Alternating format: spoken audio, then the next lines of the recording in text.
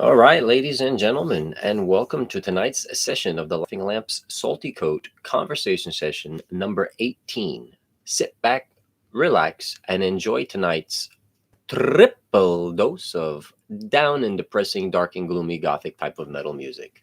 If you can, follow and listen along to the lyrics regardless of clarity of the music, and I'll be right back.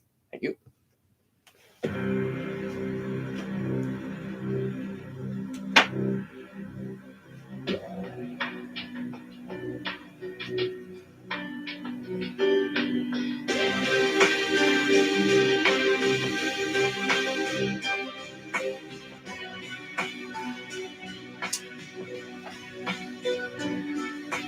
Darkwind swallows you, eats you up in lust and smiles.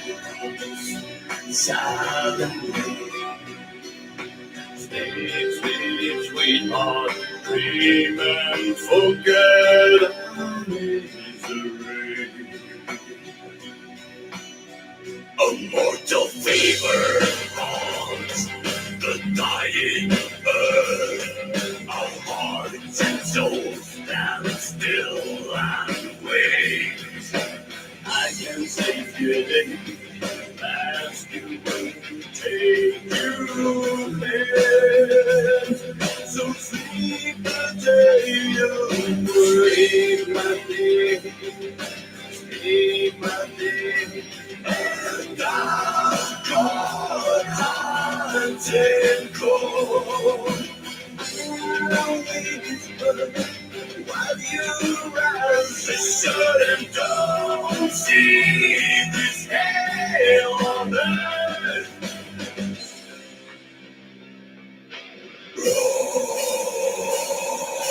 Sleep, sleep, sweetheart, never wake up.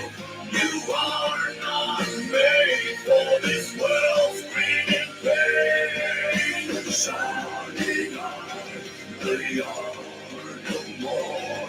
The world waits getting cold and the shadows lurk, shadows lurk.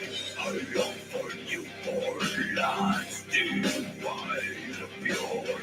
A clearing rain to wash out the hurt away.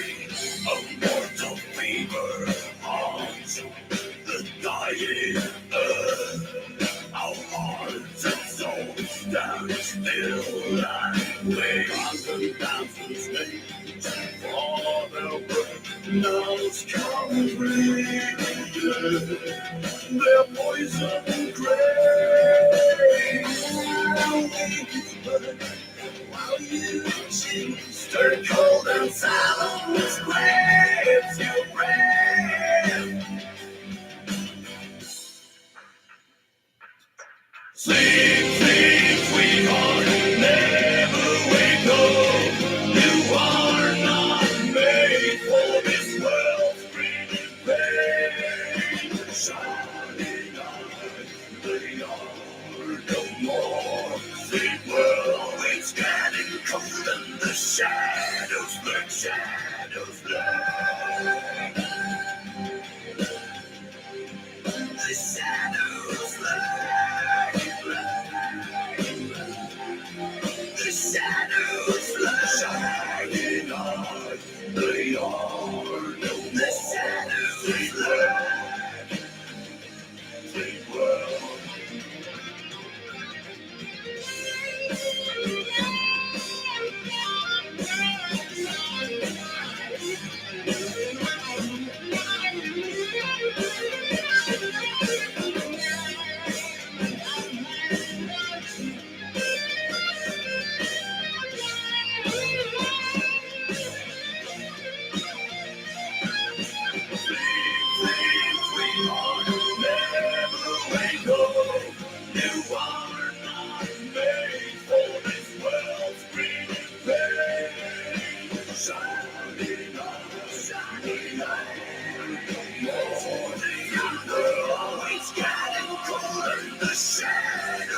Shadows lurk.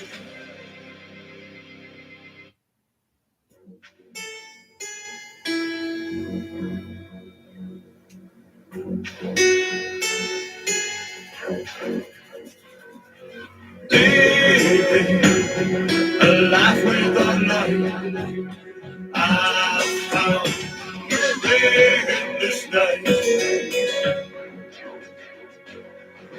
Evil, when will you lose your wings? I'll glowing cold. I'll live, but sin is our hiding my joy to escape our cages. Anger, war in the wall is lost. It's my night and it's night, but I'm not falling. 'Cause I stand proud until the end. When life is sad and smiling is no more. With my own endless night, peace at the moment where self-longing begins. Pain is running straight down my shoulders. Break up, fires ignite, we burn, we'll be gone. We are imprisoned in halls of shame. This lonesome place keeps me in boundless, beautiful rain, pouring from broken sky streets are bending down with a sigh. Anger, for in the wall is lost. It's my night and the sun. Oh, down, not falling. 'Cause I stand proud until the end. When life is sad, that's my is no more. In my own endless night.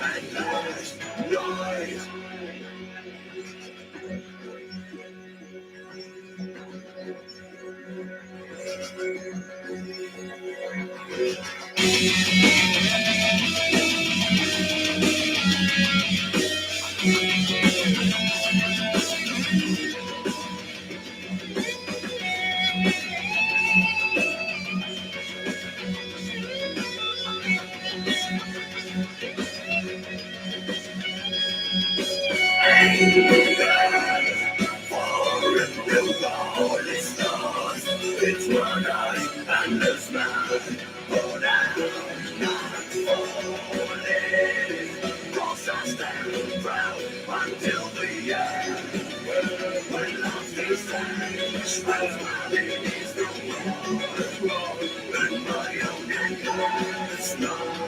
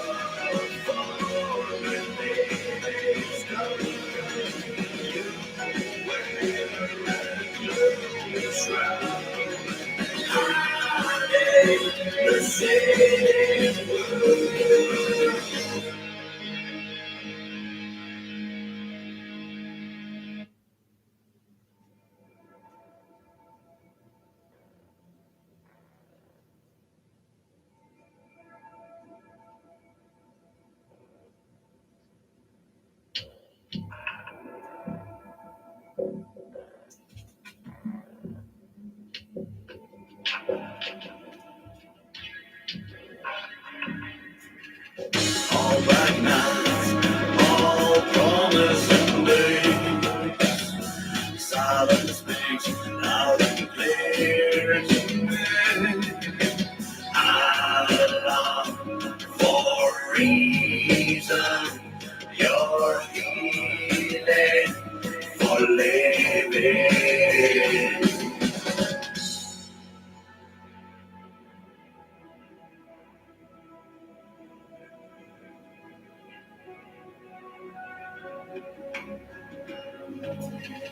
All things I've done, I've failed badly.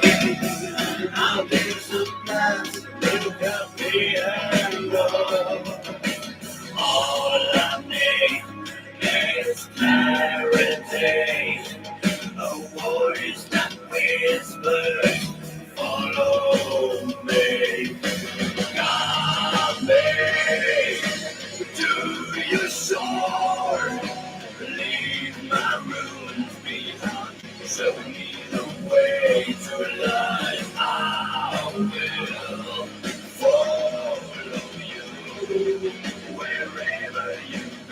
wherever you are, I will follow.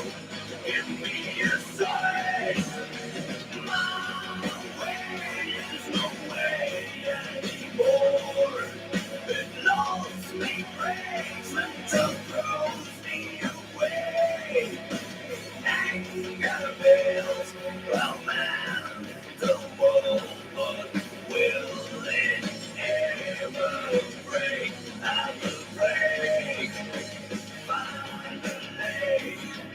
Looking for it way. Sings finally. The life is nowhere. All I need is clarity. A voice that whispers, follow me. Guide me to your shore. Leave my ruins behind. Show me the way to light. I will follow you wherever you go, wherever you are. I will follow. Give me a song.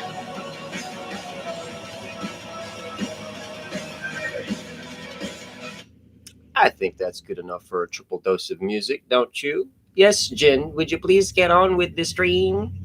And welcome, ladies and gentlemen, once again to the Laughing Lamps Salty Coat conversation session number 18 with me, your host, Jen of the Lamp, as I attempt to be, as always, and interfere for everybody watching this garbage.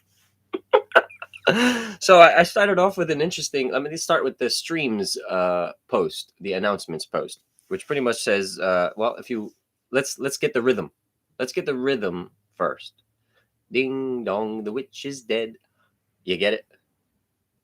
Not yet. Let me try. Ding dong, you'll all be dead sooner or later within your bed. Enjoy the creatures that you dread. You like that? Let me slow that down just a little bit for you slow little Riris out there that try to watch this but can't seem to get a grasp of anything. Ding dong, you'll all be dead sooner or later within your bed. Enjoy the creatures that you dread. Bed bugs for anybody? You sure? I'm pretty sure you got quite a few because I'm the one itching and scratching on the ones that are jumping on me. Or maybe they're the ones I created. Who knows, right? It's all euphemisms, mannerisms, metaphors, play with words, all kinds of shit that you already do, Jen. I know. And then in parentheses, I put, what is a functioning alcoholic but a depressed meth head? Now, I that's a comment that I made. First of all, like I said, I've been studying people as just since I was young, just their behaviors and how they act in public, from the beggar status to a family friend status. Doesn't really matter. But needless to say, especially since I've experienced what I experienced in New Jersey, I obviously used that experience when I moved down to Florida. And in Florida, especially the night crowd, where I'm at, night crowd's an interesting crowd. Plenty of alcoholics out there. And I have this claim to fame, if you will, about releasing alcohol back to the public and opening up marijuana to the public and, well, opioids to the public, any kind of depressant that was necessary, especially after our soldiers, and who knows anybody else, that had been awakened, as I call it, an awakening by an amphetamine. Because cocaine did not awaken me at all, though. But an amphetamine, as far as I'm concerned, here we go. I don't know. That's to each their own and derive their own when it comes to that subject. But the people that I've met down here, those, well, that's one specific drunkard in particular, and he's always at the 7-Eleven. And this was maybe 2 years ago, pretty much when I first kind of came down here and settled. And he's at that 7-Eleven every night, pretty much like clockwork, buying another case, another case, another case. And he'll sit and talk to you if you're having a cigarette outside the store. You don't have to listen to him, obviously, but to each their own choices and how they meet people and how they associate with certain kinds of people. I like to associate with everybody, Just listen into the bullshit, if you will. You never know. You might actually learn something. But needless to say, I do put myself in those positions where I meet those characters and they spiel their to me.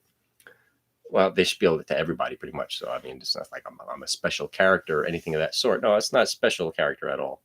But I will say that if you sit and listen and actually derive a conversation with these interesting fools, you may actually end up learning something because they don't expect a intellectual conversation. It's interesting that these people live the lives they live. They do regret them. That comes up in their drunken conversation. But what was he? Oh, he's a meth head, an alcohol functioning alcoholic. It's because he's always can't stop it.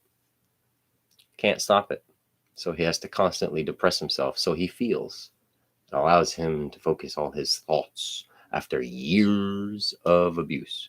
So you see where things may or may not lead. Might put your ass down here in Florida on the streets, and if you can't make it down here, you will end up on yours. It's a theory. It's my belief. It's how I look at things. But needless to say, that's my little introduction. So I also say, now ending up on the street. So I guess this post does relate to the ending of that statement to a degree, because it says, perhaps we should appreciate the workers who make mistakes and do something about the mistakes still working. How do we relate to any of that? It's favoritism to a degree, whether it's because it's a family member of theirs anyway and they can get away with it, or or somebody who has been there for time and they have more pull. If describe these definitions how you will.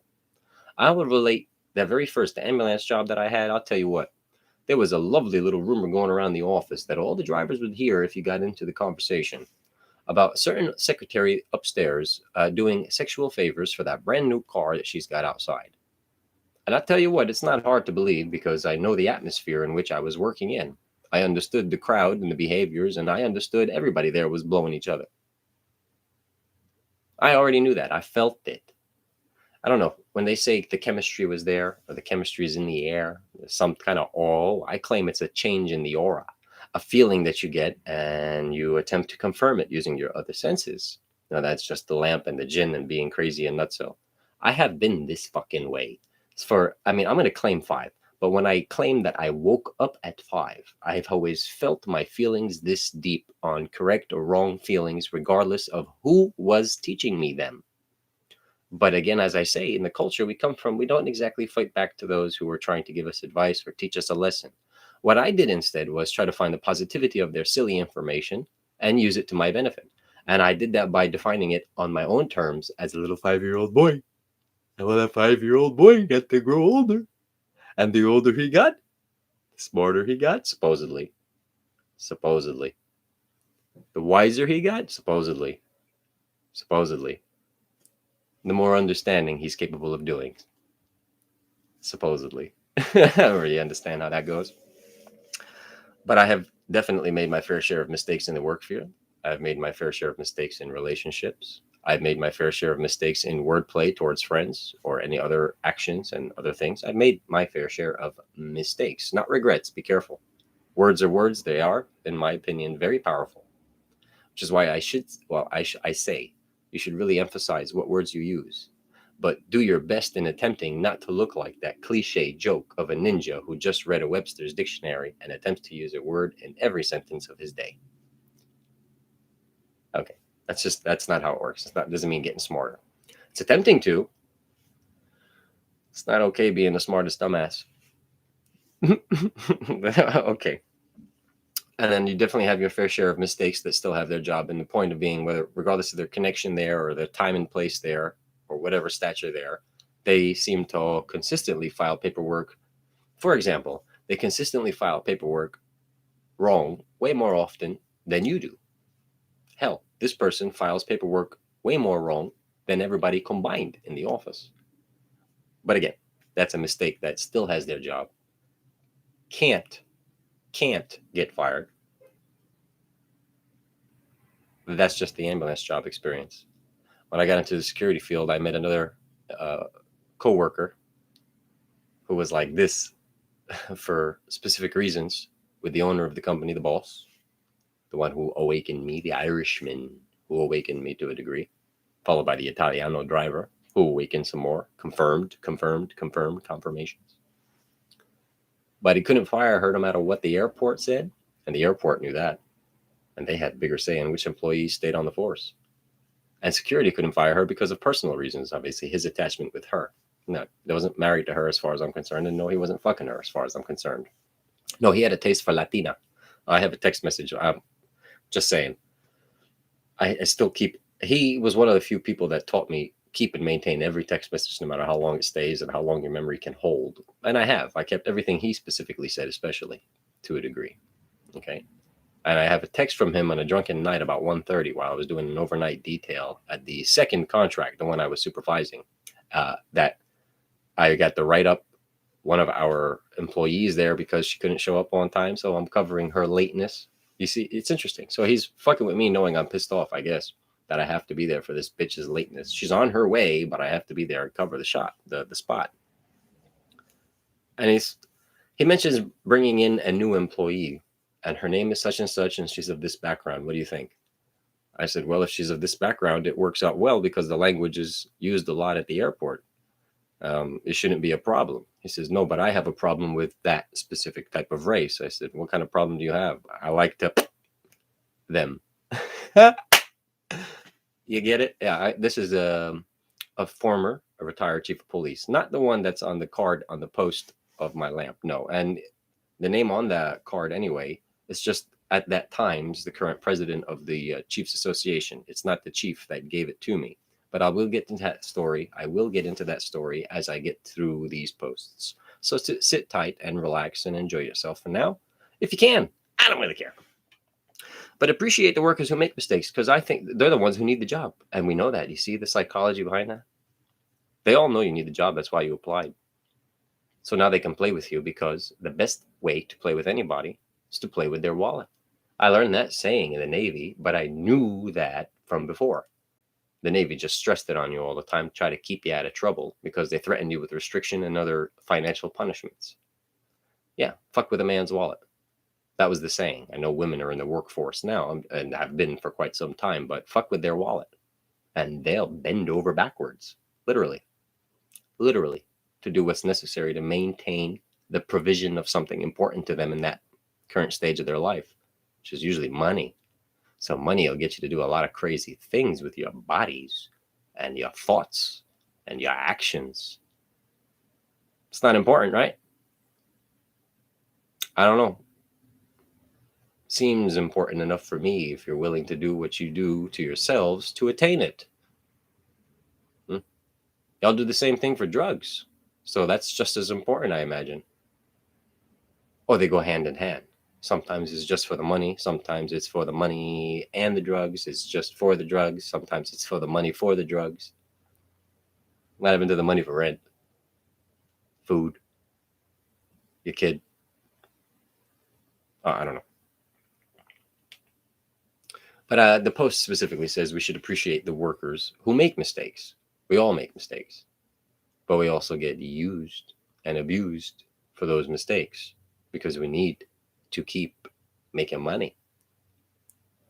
Not easy to just find another job, especially if you get that word fired on your record.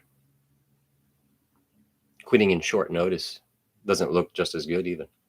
But needless to say, though they're not important, right? And that's why the sleazeball can find 7 jobs that you know of. But you can't. Some of you can. I can't. I had to make my own way. Doing okay. But to each their own. You find your own way. I'm not ready to, or am I willing ever, to a degree, sell my beliefs off just to be an employee for somebody who's going to give me a financial incentive. I can't do that. It's not in me to do that. I would rather die. That would be my suicide. So if you will, go ahead and crucify me, put thorns on my head, do what you will. I don't care.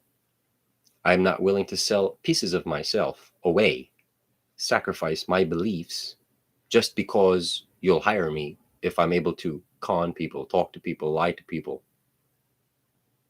Well, we're not lying. We're being honest about selling our product. Get fucked. Get fucked. Bye-bye. I'll sell my own product. At least I believe it's not a lie. And I know it to be not a lie because I never feel it. So it's not bullshit to me. And I can find pride within it. You find pride in your corruption. Well, to each their own. To each their own. Next post, ladies and gentlemen, pretty much just says, and I agree with my mother on here because she understood it like that. You see how we click? A part of getting older is growing. And each day we get a little bit older. Sounds simple enough. Methinks yous forgots to grows. Hey, you all getting older by time and age and scientifically and chemistry and all that bullshit inside you. Yeah, you're getting older.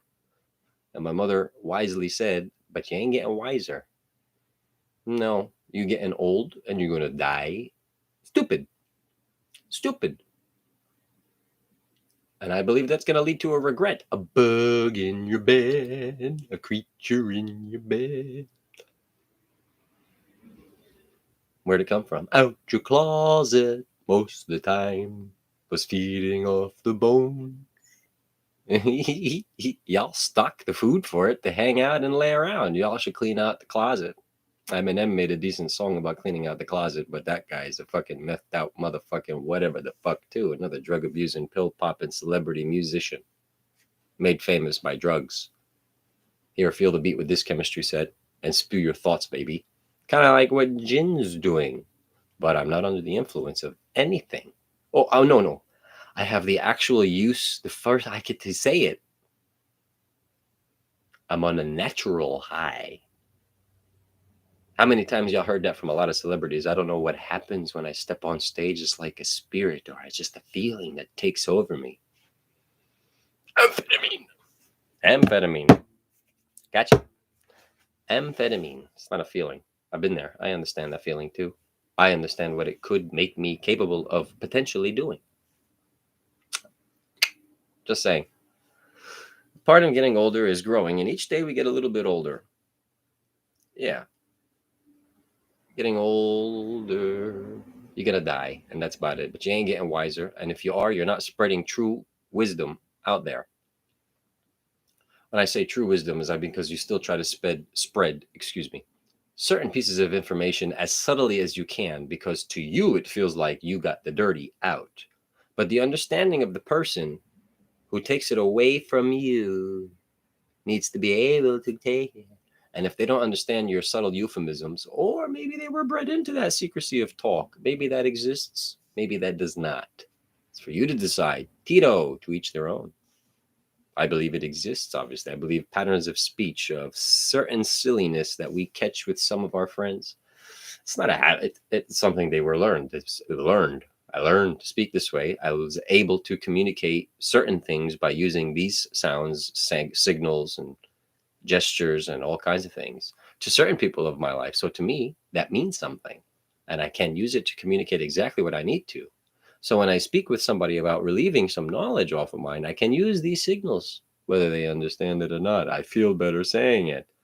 That's really, to me, no different than, for example, my parents, as much Arabic as I may or may not understand, try to spread a full paragraph of wisdom, if you will, in Arabic. They feel better knowing they got the information out there, maybe, but I didn't grasp any of it. So I don't even feel good about the information I received. Let me return that. I give somebody information. I do feel good about what I gave. And I feel even better when they repeat it with an understanding level that I expected. And when they don't understand it that way, I don't mind breaking down what I mean. The point being is get the communication across so that eventually they grasp it. You feel good about the relieving that knowledge now, right? So you can turn your back on the situation for a little while and not worry about it. Well, if you communicate the way y'all communicate and expect that person to immediately understand exactly what you meant, you're wrong. Your thinking was wrong. That's just me. And now you know. And now you know by testing. It's a psychological thing sometimes, most of the time, it's done on purpose. Test how you react in certain situations. Test how you ask when you don't know a situation. Do you ask questions? What kind of questions do you ask? How closely related to the subject at hand are they? And then did they start to turn into random questions? And after some friendliness of bonding back and forth through professionalized questions, how much personal does this person get now that they're comfortable enough? And I'll break that barrier by mentioning an aunt of mine, an uncle of mine, or my granddaddy when I was young used to. They'll try to relate a story of your experience at a different age and then see how you respond. That's human psychology being done 24 fucking 7 every day of the week, especially by the salesmen you find at your PJs and every other fucking where. They're studying your walk in. They're not just greeting every customer that has to go there. The good money makers know which customers to go to. And the ones that have made good money makers, the ones who have made money know which customers to go back to. Repeat shoppers, easy talkers, what they're wearing, what they carry in, what did they pull up in. Okay. The idea of that story goes back to a vacation story I heard from my partner, and they talked about going to the Bahamas, and I said, that's interesting. I look at simplicity to the point of the fact that your family arrived there. Think about all the cameras and stuff we have at airports and everywhere else pretty much today. Mind you, obviously, military bases don't have as many cameras because they can't risk being hacked. Yeah, so you see, interesting how you keep certain black outlets, if you will. And I say to myself, well, okay, did you arrive to the Bahamas on a yacht, on a fancy commercial plane, a little bumpy sea dinghy? And yeah, turned out to be a sea dinghy, basically a cheap little rental that just take you over to over, but they flew out of Miami. Okay, so they got a little biplane, basically, sea biplane to take them out there. My point being is no matter how you arrived there, the general idea is that you arrived there, and their cameras will recognize every family that comes out there. Not recognize. My point is being able to identify the faces, especially of the families walking out of there. And then whatever you go to, hotels, they'll get your information. They'll know the names to futurely look for. And that's how certain names end up gaining any kind of reputation, if you will. Oh, you come from the Jefferson family. Just an example name. We know that name because it's signed. It's at the hotel back at the. Oh, really? Oh, and the parent was. Oh, yes. So actually, you did have a family member. They did come to the Bahamas. Oh, did they stay at this place? Did they stay at that place? They did. That's it. It's all the information they need. The general idea is that you had the financial capability and time of your professional career to make it and enjoy a vacation in this location. If I go back to my home country, that's expected, but I could afford it. And now they know that. And now they have to wonder, what did I come back with, right? Especially being of Syria as a country of home country, if you will. If I go to another state, it's not a big deal at all. However, the judgment comes from, here's my example. I live in Florida, and somebody says they're going to go take a vacation with their family in Georgia. Georgia's meth state. Anybody, as far as I'm concerned, especially Atlanta, get the fuck out. I've been there as a civilian, and I've been there as a military personnel. Meth town. I live in Meth Park in Florida. Meth town, Atlanta, big circle. But the idea is, if you can't keep up with traffic at 95 miles an hour at every twist and turn, they know you're not local, and that's how your daughter gets raped in town.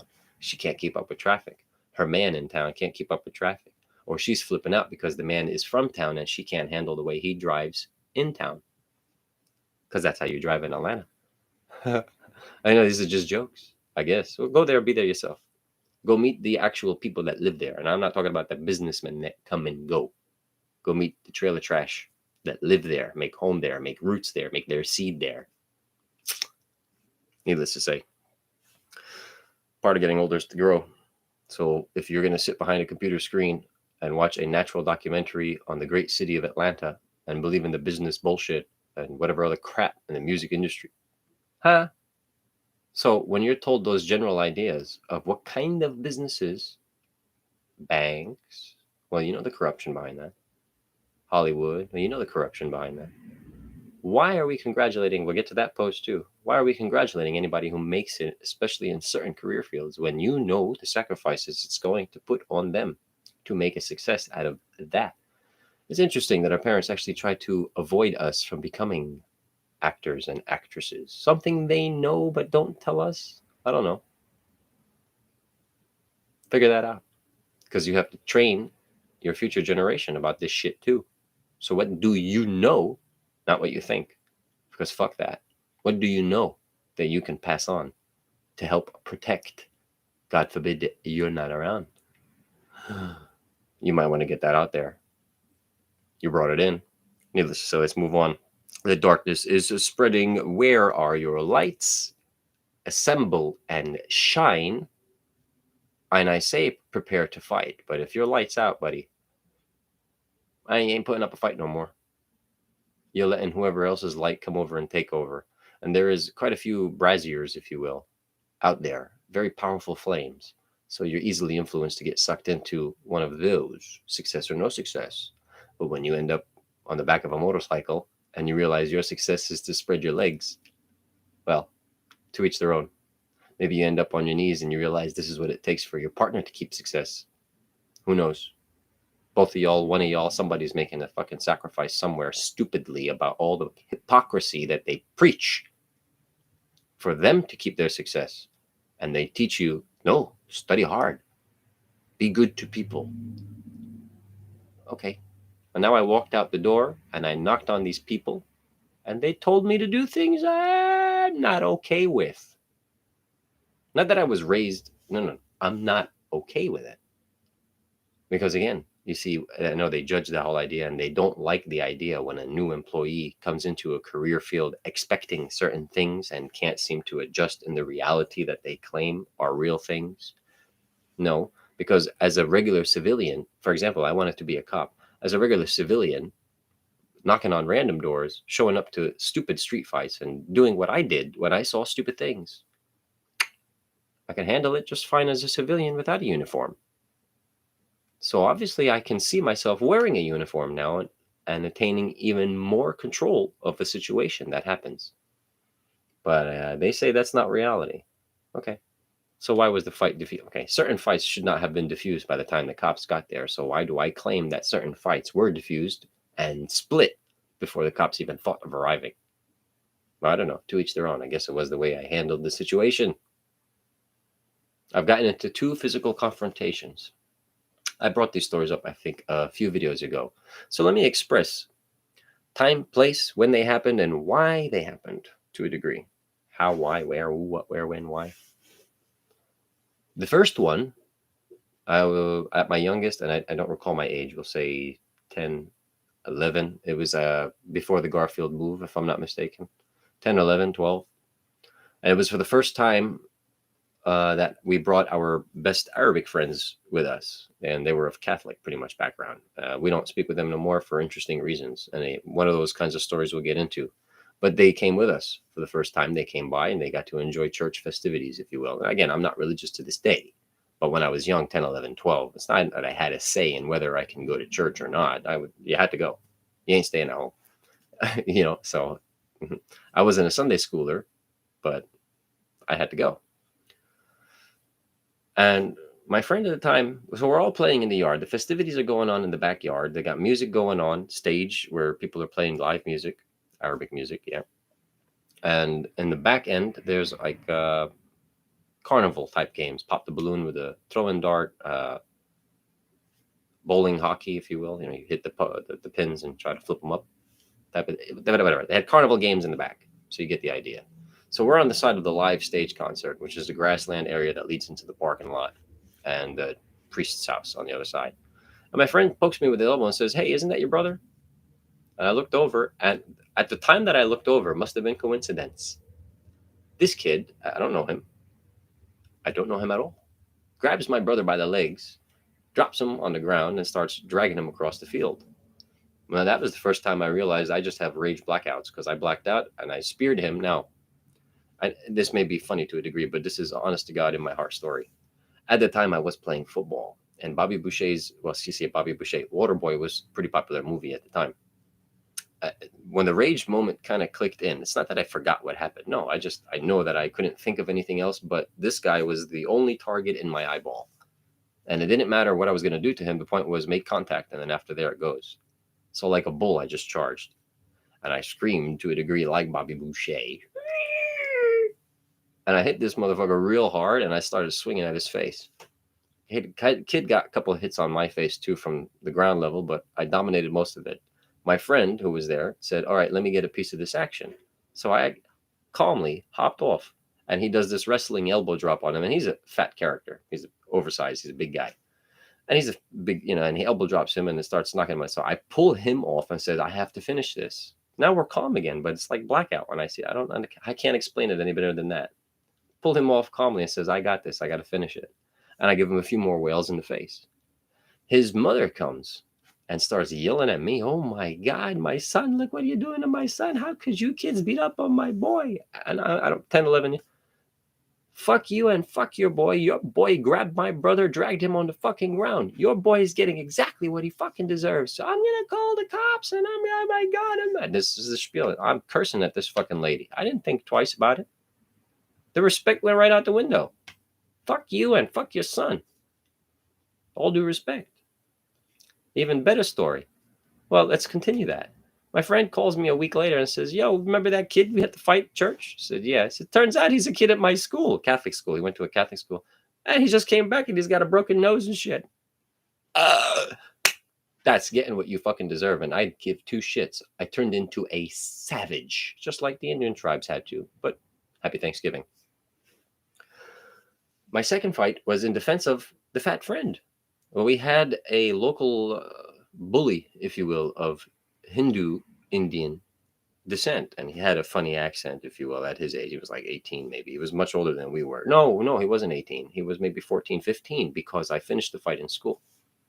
So, and I didn't know he went to my middle school at the time. This is, before the move to Garfield. This is Clifton Middle School. So he's calling my friend derogatory terms. I won't say them on film, because you guys will take it too seriously, I guess. A fat, you get the idea? It's not the fuck word. It's different spelling, F-A. You get it? Okay. A fat.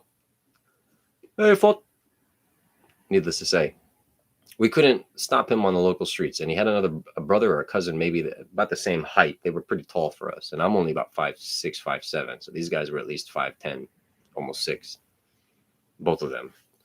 Needless to say, I'm walking up the stairway after a restroom break in school, and the kid ends up being right behind me going up the stairs, and he taps me on the shoulder and says, "Hey, you." And I just recognized the voice, and I saw his skin color, and all I did was basically twist fast, grab him in an arm bar, and I dropped him on the stairs, and I started yanking at his arm. The guy's screaming in the stairway, and he says, "Hey, okay, I'm sorry." And I said, "Now leave me and my fucking friend alone. That's enough."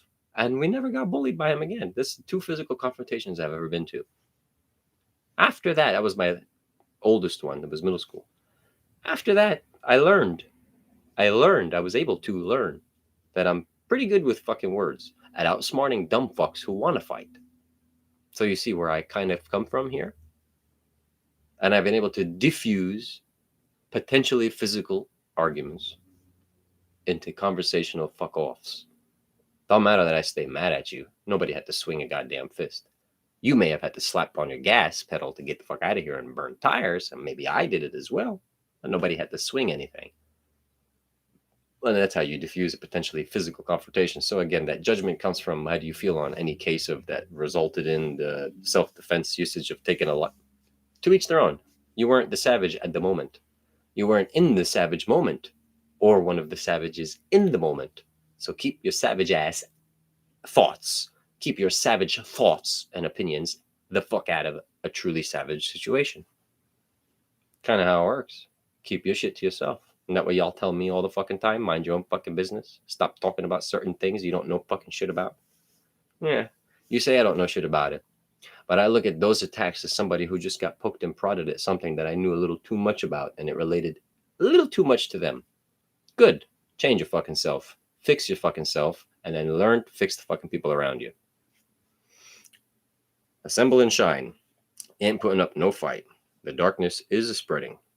Definitely spreading. So the next post, and I know we used to playfully probably say it to ourselves, especially, or people, our friends used to tell us this when we get mad at somebody. Said, "I wish they would die," or "I wish they would something." I don't know. I'd wish something negative on somebody when we get mad at somebody.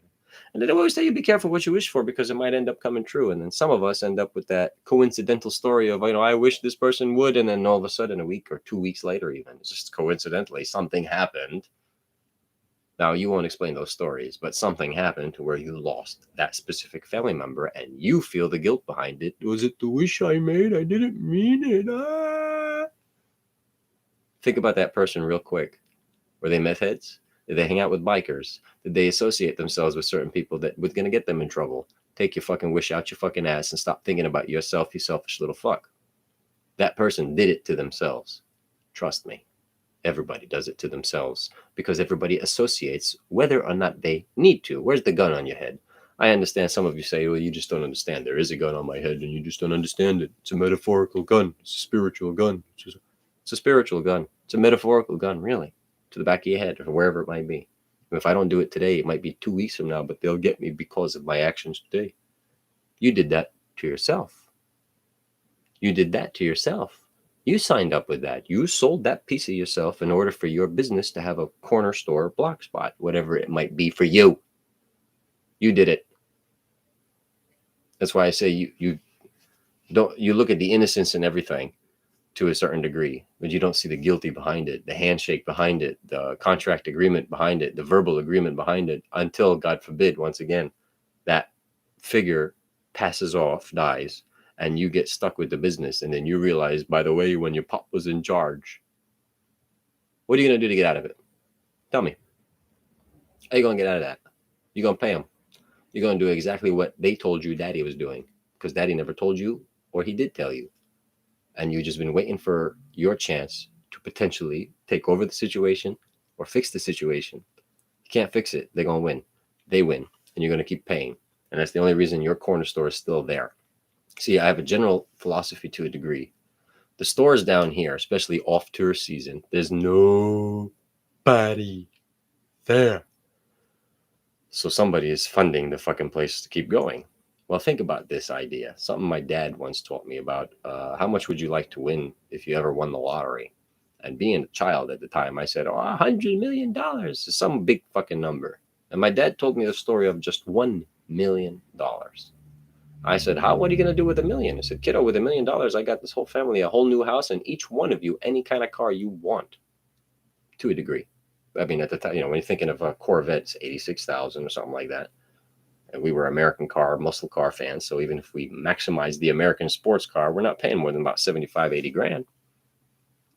A couple $100,000 out of $1 million ain't shit. So that small idea, you see, when I said in the video game, the experience stones and certain number values just become 1,000 of these units now. Yes, it's 13 million experience, but 13 million experience is only 1,000 of those units. And it's very easy to attain those 1,000 units than it is to think about how I'm going to get 13 million experience. Okay, so I have $10 million. Spend that in your lifetime right now. Go ahead. I'll give you a second to spend $10 million in your life. You jet plane buying dumb fucking idiots. That was property, farmland, a way of life for you and your future generations, and still have 9 million to go. Probably man, well, hold on. You got to buy the tractors and stuff. So we'll say 8 million to go. You're going to spend that 8 million? Okay, go ahead. I'm just waiting. Now you have 100 million. Break that down to a couple $1 million here and there. You still have 90 something million. Whoa. Break down a couple more $1 million on more. Okay, you still have 88 some odd million. Go ahead, spend it. Spend it. Okay. You understand? Be careful what you wish for. And then I say, be wary of your congratulatory praises. Now, this goes to obviously that handshake behind closed doors, whatever it might be. So you say, you opened up a new store. Congratulations. You did this in your life. Congratulations. You finally got your degree. Congratulations. Okay. What I saw in school, college, was a lot of females blowing a lot of financiers. I saw a lot of girls doing striptease webcam videos to gain money and advertising their bodies. I saw a lot of girls doing that. Males, I know a few characters that sold their prescriptions. What? Congratulations for getting your degree. And then I've been in classes with you and I realized how fucking retarded you are. Yeah, I used the word finally, retarded. I don't get it. You congratulate some interesting people on their interesting qualifications. So congratulations, you specifically, to promotion in managerial. You know the person though, but you know how many people he's fucked over. Literally fucked over. How high he gets. The big hotshot manager over here at Publix is an Adderall dealer. His own prescription. Psychotic motherfucker to a degree. I don't know what method he used to attain his prescription, but he has a legal prescription for it, and he's amped up all day at the bar to calm down. Sells the shit, uses it for pussy, and girls go wild for that shit. You needed it for school ADD, right? Now you can't function without it. You fucked yourselves. Congratulations. Be wary of my congratulatory praise. That's a quick one. That's a quick one. All right, next post. Because you can, let's say, you can congratulate anybody. Created a business or moved out of town, bought their first house, bought their whatever, and they attained their this, they had a child. I mean, all these things in life, birthdays, whatever, celebrations and festivities of our lives get a congratulations to a degree, huh? You're congratulating that, but you understand what it takes for married people to finally have a wedding and afford a wedding. But you also know what it takes for somebody to get promoted at a certain office building. You also know what, okay, a lot of the girls that I went to school with that I knew were pharmaceutical bullshitters are now in the nursing field. One of them I bumped into while I was pushing wheelchairs. And I first thought in my head was this fucking public high school hoe bag whose G-string hung out of her pants on purpose and bent over in front of you on purpose. This is teenage. What are you talking? This is not adulthood. This is teenage. This is still in school, cocksuckers. Still in school. Whatever you think about your pretty little innocent little things. Whatever you believe. Fuck you. It's going to be a lot of that, I think. A lot of fuck yous. You ignore a lot of things. You allow a lot of things to slip by. You've been there and you've done that. So you expect your kid to be there and do that too. And you're going to attempt to guide them through their amphetamine usage. Have you fixed yourself yet? Have you figured out why coffee gets you all uppity up? And have you figured out how to calm your 8 hours of random energy bursts? Have you figured out how to use your time wisely? Some of us claim we have hobbies and whittle wood and other side activities and fix cars and all that. Then why is the car still ain't fixed? Have you sold any of that wood? You just got a lot of energy and you need something to do. Sometimes you're horny, but you ain't want to fuck your wife either. Okay. To each their own. To each their own. Be wary what you wish for and be wary of your congratulatory praises. I have a theory that everybody's fucking public building out here is a handshake behind and a political contribution. So why should I congratulate the fact that you started your own and opened up a building and leased out? I know what it takes to be in the building to create the fucking lease contract. I know the numbers you have to show and prove, number one, and I know the connections you need for them to understand who's showing up. You can't just show up. Trust me, they don't do strangers. You get referred to it. And if you ain't kissing ass to that referral, there's your soul selling. You ain't going to be able to kiss ass to this guy, your other piece of your soul, another piece of it. Now there's two pieces out there. Horcruxes, right? Harry Potter fans to a degree. But you ain't going back to that. You ain't living infinitely. You ain't going to go back to that piece. You sold it off. It's gone. And that's the wallet they'll always be able to fuck with. Not just your financial wallet. You see, metaphors, how they work. And these people understand that.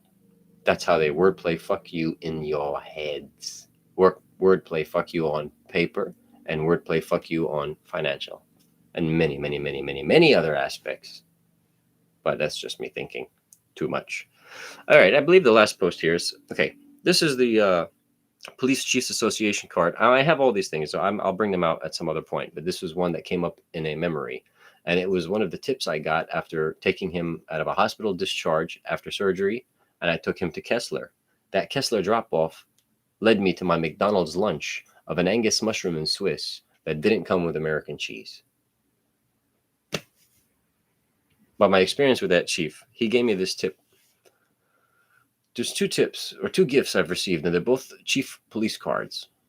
This one was one that I value above all other gifts to a degree, even the beaded American necklace that I wore with a patient that died in hospice. These two cards meant more because they exposed to me what it meant to earn. She did too, don't get me wrong. What it took for a stranger to earn a gift from a lady was a sweet boy who took care of her, helped her out of it, whatever he did, whatever I did for the lady. At the end of the day, I did more than her own family ever does. And not because I was there for discharge, not because I stopped by her room on my way out, but while I was there, I would adjust her pillow. Small things, all these small things that we bypass every fucking day of our lives, so we don't think about it. That gas station attendant is thankful. That 7-Eleven clerk are thankful every day you don't pull a knife or gun out. They are thankful every day that you sit there and don't really have a money issue or have an attitude publicly noticed. And one day you're short on cash and they say, don't worry, you're here tomorrow, right? You get paid when? Come back then, it's okay. You earned your favor. I earned my gifts. I earned all my shit as far as I'm concerned. So I am very proud of the things that I have earned, not just in material, in fucking knowledge. I earned a lot of fucking knowledge from these people. This guy's knowledge. Now let me read the post. An old retired man of high authority, former chief of police, has his revelation of regret, the things I had to do in my life, the things I saw and had to, caused an awakening in me that led to a confirmation of what it took for the badge to be one, to maintain a career. How did that happen? It took a broken bone for him and a shitload of opioids for him to have another accident. The accident being, which he explained on the drive, which is why he gave me this card, was that he didn't expect to get comfortable enough with somebody he could relate to. He is messed up, but he forgot his place and said some things I was not supposed to know. Well, I told him, don't worry about it. I thank you for the knowledge, but I'm not going to be a cop anyway for these theories and reasons. And I've tried, and I told him my story. And he says, it's okay, kiddo. You don't cut out for it anyway. Now, I didn't take that to heart as I wasn't meant to be a cop or I wasn't good enough to be a cop. It was my heart, my belief of the badge that he, as far as I understand, agreed with, but understood that's not what it takes, my friend. Take this. It's the only thing I have on me, he said. But whatever we talked about in this car, keep it between us. To a degree, I have, and I will. But when he exposed his career to me, again, just the thought, the first time, okay, hold on, wait a minute. I've thought these things before. Did this guy confirm it? I don't know yet. After the ambulance job, I end up going to security job, and I meet the next chief of police. This is a special story on this one because 10 years he had been running the security at the place. And he had three that I know of. So let's leave it there. 3 employees that had been with him from the start. I got very friendly with all 3 of them, one of them being the female that he has to keep there. You see how that works? She has to stay. It's his ex-wife's sister. She has to stay. You don't understand. You don't understand his associations and his value and his money making. Okay. Okay, whatever, right? Whatever, right? In 10 years, I had started, when I got there, he was in his 9th year coming up on 10. And he said that it may be his last year, which is why he branched out for another contract. I swear, I think he did that as just a favor for me. Because he said he wanted to shorten his workforce down so that it wasn't much paperwork anymore at his age. And he wanted to take care of too many people anymore. Just a few decent eggs and a couple good eggs to cover the decent eggs' mistakes, basically. That's the story that he says, and I'm just going to go along with it and believe it. So my point is, in 10 years, basically, when I had gotten there, they told me, these 3, that he had never given us anything as holiday treats and gifts. I mean, he'd give certain people time off at best, but he never gave gifts physically, materially, whatever. And the year that I was there, and the bonding that I did with him and the driver and his partner, I'm telling you, it was a quadra. The four of us had a fucking ball at the guard shack, and I still took care of business. When I find this photo of me working at the gate, was taken by a pilot that worked there, who he's, boy, do I got stories of the people that I met. A pilot who got dropped dropped out of NASA, was given a second chance, but is currently refusing due to wanting more experience. And needless to say, the pilot would come and go, come and go, come and go. And we started a friendship because I shat talk his Subaru WRX STI. Sorry, my two AM1s that I worked with. I know you're big Subaru fans. But yeah, so I made fun. And I had a Honda Civic SI. So really, it was just a bullshit conversation just to have fun with a guy who was a pilot and drove a manual sportsy type of car. You know, most of them drove fancy fucking BMWs or their company corporate cars that they let them have. Really, that's really what you got to see them do. And this guy always came with his personal vehicle, which is a sports car, manual transmission, fast motherfucking car, custom built. And this guy one day pulls through the gate after he tells me his information, and I have a couple drivers behind him, but he stops in the middle of coming down, takes a photo with his camera, and sends it to me, and then goes back inside. So I have that photo of me working at the gate, so I will share that this upcoming week. And a lot of opioids for him to have an accident. The accident that he had was spilling too much, obviously. So the boss gave cards for the first time in 10 years. He gave his, and when I find that, I will show that off as well. He gave a different version of a Chiefs card. So I think, not the gold. I didn't get a gold card. No, that's like family only, dude. I'm not that special for the guy. I wished I was. I'll be honest, just another funny thing. My brother, I don't know if he did, but his best friend at the time got a ride in my boss's Maserati. And when I saw that happen, I had been ragging him for a ride just for shits and giggles for months.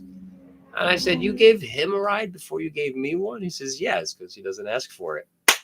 And I made the joke. I said, "Yeah, but he's going to sweat in it because his friend is a bigger sized individual." And he said it no matter. He didn't ask for it, so I gave him a ride. So he's pulling me, he's fucking with me, you know. And he just, okay, it is what it is. To this day, I never got a ride in it, so I still don't know what it's like to drive or ride in a Maserati. Even with the other employee, the kid, the street dealer that worked for him, and he made fun of him, told me about him, warned me about him, and I had to work close with him at the second contract. So either way, I had to make friends with the creepo, weirdo, motherfucking people. I guess you could say I sold a piece of myself. I had nothing to sell him out for. How could I get him? Nothing. I can't get him with anything. So why would I attempt to? I'm not that kind of person. He hasn't fucked me over. Nor I mean, at the end of the day, yeah, he might end up doing worse things to people in the future, but you can't just go out there and be a vigilante. I am not Batman. I'm not Superman. I don't have these powers, and I don't have a written way or a verbal way or any other way out of the action I would like to take on a lot of people. And you see how thinking works? Why I'm not a mass murderer or a mass killer going crazy PTSD with a machine gun AR-15. Because I think about the punishment. There's a lot of thinking involved in the actions I want to take, in the words I want to use, and how I want to do it. And then I'll take my amphetamine and go do it.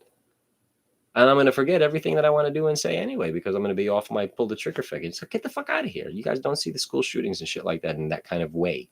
You don't see the prescriptions value of making a kid go crazy. And you also don't know the kid and where he hangs out on his quiet side when you don't see him and know him. You don't know who influences this person on the side. I know who influences certain people because they're right there dealing it to your friends. The same dealer who knew how to grab your weakness in a drug knows how to grasp your weakness in your actions and will make you, without realizing it, your little puppet, will make you end up doing something as an experimental value. You 11 off a fucking dealer's idea because you're a dumb fuck. An old retired man of high authority has his revelation of regret, causing an awakening that leads to confirmation. It took a broken bone and loads of opioids to have another accident. And I relate the idea of being a little too fucked up on something and spieling, because I say to this day, I can, especially under influential factors, have a drink with me when I used to drink especially. And when you get broke down comfortable in the conversation we had prior to the alcohol taking effect, I'm going to get to know everything about you, your family, and everything about you during the effect. That's my experience. So I can't really talk otherwise than that. My experience is if I got you to a conversation prior to you fucked up, when you get fucked up, you're going to continue and get more emotional about your conversation.